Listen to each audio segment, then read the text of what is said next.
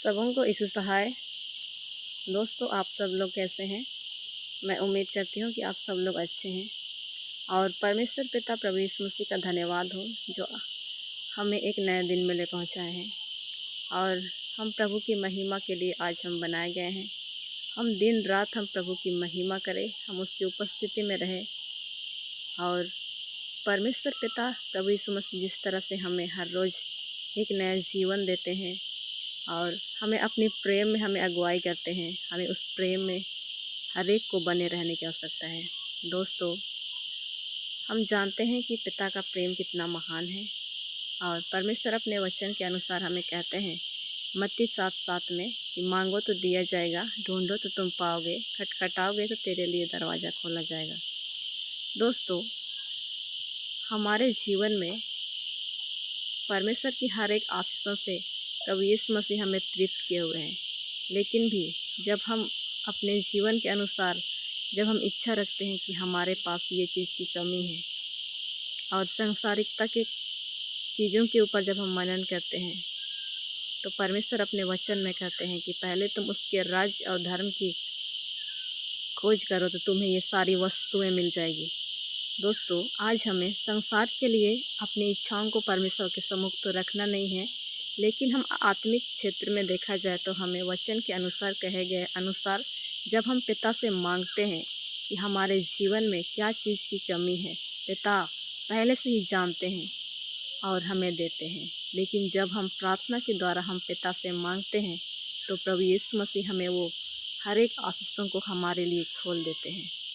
दोस्तों, आज हम देखते हैं कि कैसे दानियल के विषय में जब हम देखते हैं कि दानियल परमेश्वर से बहुत ही वेदना के साथ प्रार्थनाएं किया करता था और दानियल के जीवन में देखा जाए तो अद्भुत रीति से उसके जीवन में आशीषों से प्रभु यीशु मसीह उसे भर दिए और आज भी हमें वही आशीषों से भरे हुए हैं, बस हमें पहचानने की आवश्यकता है। हमारे समाज में हम जिस कलीसिया में जाते हैं वहाँ पे जब वचन का प्रचार होता है तो क्या हम उन पे मनन अध्ययन कर रहे हैं या उनके ऊपर हम आत्मा में होकर के हम उन वचनों को देख रहे हैं? हमें जागने की आवश्यकता है। आज अगर हम जागते नहीं हैं तो परमेश्वर का प्रेम को हम खो देते हैं और निश्चय ही दोस्तों, हम परमेश्वर से इच्छा करते हैं कि हमें पिता हर एक सुख सुविधाओं को देंगे, लेकिन भी प्रभु यीशु मसीह हमें हिदायत देते हैं कि हमें अपने जीवन के सारे पापों को पश्चाताप और मन फिराते हुए हमें प्रभु के सम्मुख दीन होकर बने रहना है। दोस्तों, आज हम जिस स्थान पे भी रहते हैं, हमारे आस पड़ोस में देखा जाए तो अलग अलग बातों को सुनने वाले लोग होते हैं, बातें करने वाले लोग होते हैं। कई सारे ऐसे लोग होते हैं जो मनुष्यों को बिगाड़ने वाले लोग भी होते हैं। हमें उनकी बातों पे ध्यान नहीं देना है, बस हमें तो प्रार्थना करनी है और प्रभु के नज़दीक आना है। दोस्तों, अगर आज हम प्रभु की उपस्थिति में बने हुए रहते हैं तो प्रभु यीशु मसीह हमारी हर एक ज़रूरतों को पूरी करते हैं। निश्चय ही हमें बस विश्वास रखने की आवश्यकता है और प्रभु यीशु मसीह के उस उद्धार को हमें धारण किए हुए रहना है। हमें उस पवित्रता की झिलम को पहने हुए रहना है, हमें उसे उतारना नहीं है। दोस्तों, अगर हम ऐसा करते हैं तो प्रभु की उपस्थिति हर समय हमारे साथ होती है। हम जब भी हम पुकारें प्रभु यीशु मसीह को तो प्रभु यीशु मसीह हमें उस स्थान से हमें सुरक्षा देते हैं।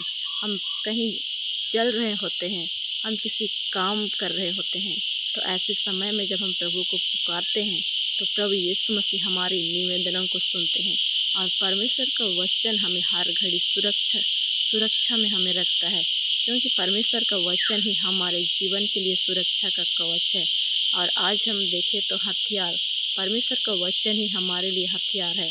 अगर हम इससे बढ़कर हम अपने आप को देखें तो हम किस रीति से हम चल रहे हैं, अपने जीवन को देखें, ताकि प्रभु यीशु मसीह की जो योजनाएं हैं हम उसमें बढ़ कर के हम बहुतायत की आशीषों को और फलों को हम पा सकते हैं।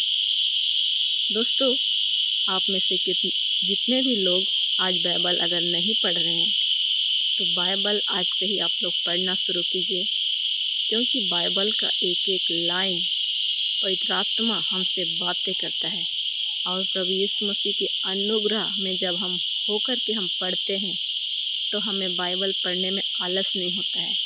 बाइबल पढ़ना भी दोस्तों दिनचर्या होता है, जो हम हर एक कामों को करते हुए जब हम प्रभु को समय देते हैं तो प्रभु हमारे लिए करते हैं।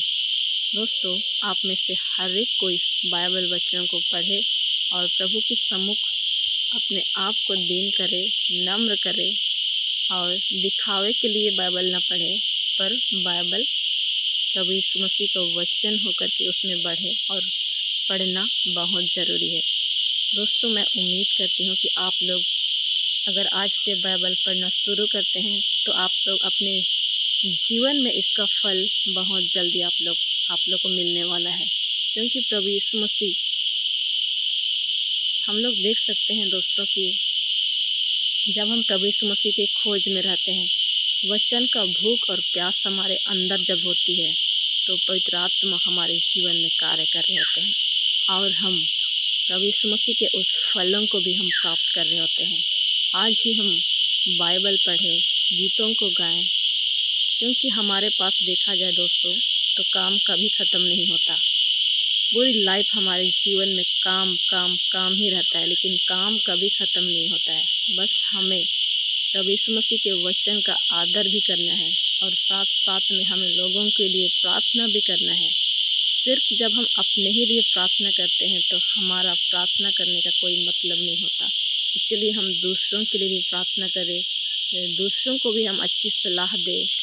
अगर हमारे गांव में, हमारे आस पड़ोस में अगर ऐसे लोग हैं तो उनके लिए प्रार्थना करें, क्योंकि आजकल किसी को समझाना भी दोस्तों, समझाने से भी लोग समझते नहीं हैं, इसलिए उनके लिए प्रार्थना करनी है। अगर हम किसी को समझाने निकलते हैं तो लोग क्या बोलते हैं, ये बहुत आज्ञाकारी है, इस तरह से लोग बोलते हैं। लेकिन प्रभु यीशु मसीह हमारी प्रार्थना को सुनते हैं और उन्हें धीरे धीरे करके उन्हें उस बुरी लत हो या बुरे मार्ग हो, प्रभु यीशु मसीह उन्हें छुड़ाते हैं।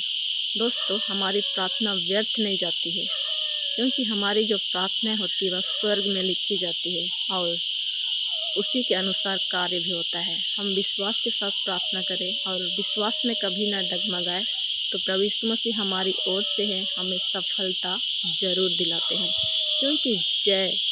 क्योंकि आज हम देखें तो हम सभी लोग जयवंत जीवन में जीने वाले लोग हैं और हमारा भाग क्या है, प्रभु यीशु मसीह के सम्मुख उस जयवंत जीवन में बढ़ना हमारा भाग है। दोस्तों, हमारे जीवन में देखा जाए तो इन दिनों में हर जगह लड़ाइयाँ हो रही है और हर जगह बहुत ही पीड़ादायक अशांति है हर जगह। हम इसके लिए भी प्रार्थना करें मिलजुल कर, ताकि देश में भी शांति आए और प्रभु यीशु मसीह की उपस्थिति हर देश में हो, हर एक कंट्रीज़ में हो, हर एक राज्य में हो प्रभु यीशु मसीह की उपस्थिति और उसकी शांति हर जगह बनी रहे। चलिए दोस्तों, आज जितने भी लोग आप लोग वीडियो सुन रहे हैं, आप लोग आलस ना बने और बाइबल ज़रूर पढ़ें, ताकि हमारा जीवन प्रभु यीशु मसीह से ही जुड़ी है और प्रभु यीशु मसीह में ही हम अंत तक बने रहें धीरज धरकर। और आप लोग ज़रूर कमेंट कीजिएगा कि आप लोग बाइबल कितने लोग आज से पढ़ना स्टार्ट कर रहे हैं। मैं उम्मीद करती हूँ निश्चय ही दोस्तों, आज हम लोग मिलजुल कर आगे बढ़ते हैं तो परमेश्वर पिता हमें और अधिकाई से इस्तेमाल करेंगे हर एक को। इस वचन के द्वारा हर एक को आशीष दे। आमीन।